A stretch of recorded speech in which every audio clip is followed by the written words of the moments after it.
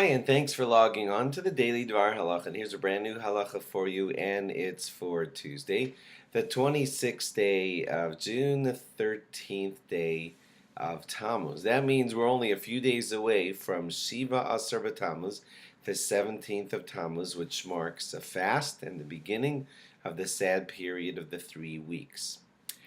So let's begin and kick off this season by re-explaining to you, we did this last year, the five sad things that happened on Shiva Asar Tammuz many, many years ago.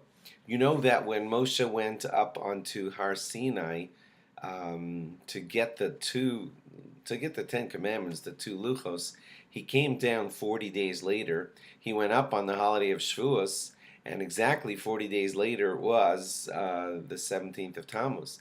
And he found the Jewish people dancing around a golden calf, and he smashed the luchos. And that happened on the 17th of Tammuz. Now, that was such a sad occasion that, of course, we mark it as a number one on the list of the five sad things that begin this period. The sadness of the destruction of our temple. Number two sad thing that happened during this time is that during the first Beis Hamikdash, of course, you know there was always a korban hatamid, a daily sacrifice that was brought in the morning and in the afternoon, and it was never missed. It was one of those steady things, always a korban tamid. But when things got very difficult for the Jews and they had trouble getting a proper animal for it, one time it happened on the 17th of Tammuz that the korban tamid actually was missed. And they marked that again as a disaster of an occasion, and it happened on the 17th of Tammuz. In the time of the second Beis Hamikdash, the walls were penetrated by the enemy, leading up to the destruction, but that penetration of the walls happened on the 17th of Tammuz, and that also is why we mark it as a sad day.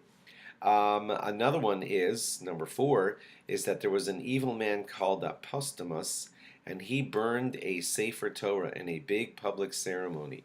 You may not feel that that's such a horrible disaster. After all, it's just a book, but oh no, that's not how we view it. We view the burning of a Torah like it's like a funeral.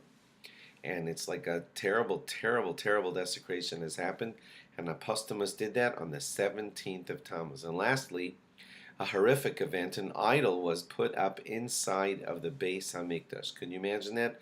The holiest place on earth, and an idol was set up inside of the Beis Hamikdash, and that happened on the 17th of Tammuz.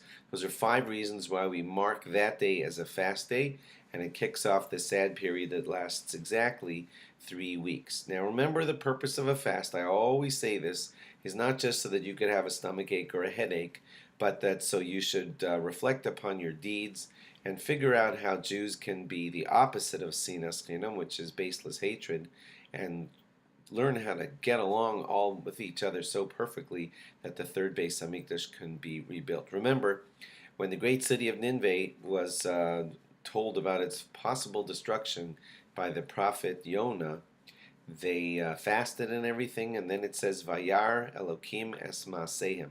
God saw their deeds. It doesn't say that he saw their fasting, he saw their deeds. So it's not just about the stomach ache and the I'm fasting so I'm done, but their deeds were bettered. And that's the same thing that we have to do when this fast day approaches.